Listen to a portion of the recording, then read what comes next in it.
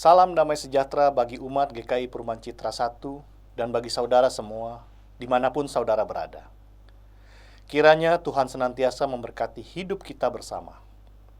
Saya Penatua Frans Sunarsa. Kali ini saya akan membawakan renungan singkat bagi kita semua. Tema renungan kita hari ini adalah kebebasan mengabarkan sukacita. Ayat pengantar diambil dari Injil Lukas pasal 4 ayat 18-19.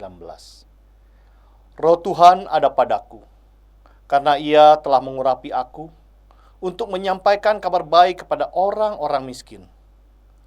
Ia telah mengutus aku untuk memberitakan pembebasan kepada orang-orang tawanan dan penglihatan bagi orang-orang buta, untuk membebaskan orang-orang yang tertindas, untuk memberitakan tahun rahmat Tuhan.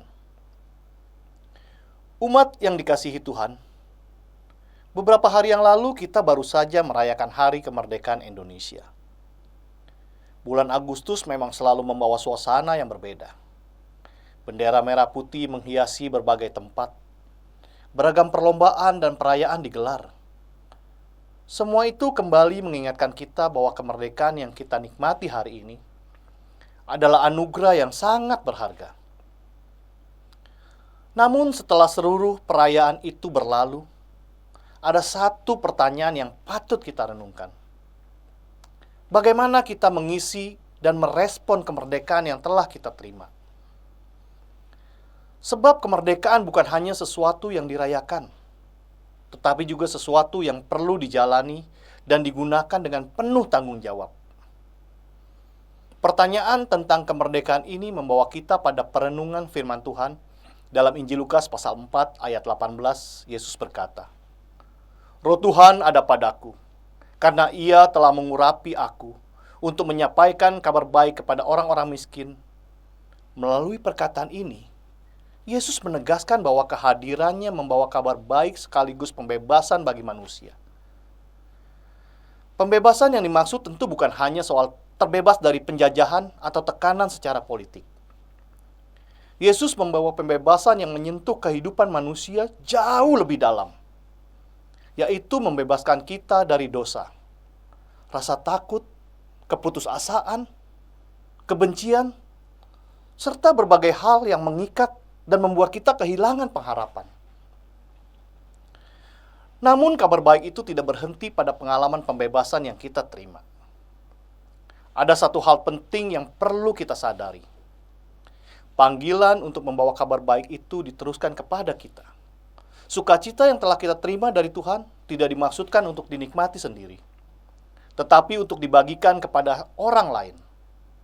Dari sini kita belajar bahwa kebebasan yang Tuhan anugerahkan bukanlah kebebasan untuk hidup sesuka hati. Sebaliknya, kebebasan itu memberi kita kesempatan untuk memilih yang baik, melakukan yang benar, dan menghadirkan kebaikan bagi sesama. Dengan kata lain, kita dibebaskan bukan hanya dari sesuatu, tetapi juga dibebaskan untuk melakukan sesuatu yang membawa kehidupan. Lalu, bagaimana kita mengabarkan sukacita itu? Tidak selalu melalui hal-hal besar. Seringkali kabar sukacita justru hadir melalui tindakan-tindakan sederhana yang kita lakukan setiap hari. Kita menyapa mereka yang sedang merasa sendirian. Kita mau mendengar orang yang sedang bergumul. Kita memberi semangat kepada mereka yang mulai kehilangan harapan. Kita memilih untuk tidak ikut menyebarkan kebencian, dan kita bersedia hadir bagi mereka yang membutuhkan pertolongan. Semuanya mungkin terlihat sederhana, namun bagi seseorang yang sedang membutuhkan penguatan, perhatian dan tindakan kecil kita dapat menjadi kabar sukacita yang sangat berarti. Umat Tuhan, disinilah kemerdekaan menemukan maknanya. Kemerdekaan menjadi berarti ketika tidak hanya kita nikmati untuk diri sendiri, tapi juga kita gunakan untuk menghadirkan kebaikan bagi orang lain. Demikian juga dengan iman. Kasih Tuhan yang kita terima seharusnya tidak berhenti dalam diri kita, tetapi mengalir dan dapat dirasakan oleh orang-orang di sekitar kita.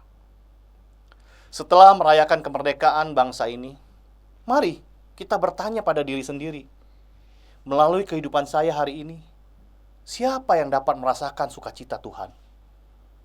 Gunakanlah kebebasan yang Tuhan anugerahkan bukan hanya untuk memenuhi keinginan diri sendiri, tetapi untuk menghadirkan lebih banyak kasih, pengharapan, dan sukacita di tengah kehidupan bersama. Kiranya kita menjadi orang-orang yang sungguh merdeka. Merdeka untuk mengasihi, merdeka untuk melayani, dan merdeka untuk membawa kabar sukacita. Demikianlah renungan bagi kita semua. Kiranya melalui renungan ini, kita diingatkan untuk terus menjadi pribadi-pribadi yang tekun dan setia, melakukan kehendaknya. Sampai jumpa pada renungan singkat digital Majelis Jemaat berikutnya. Tuhan Yesus memberkati.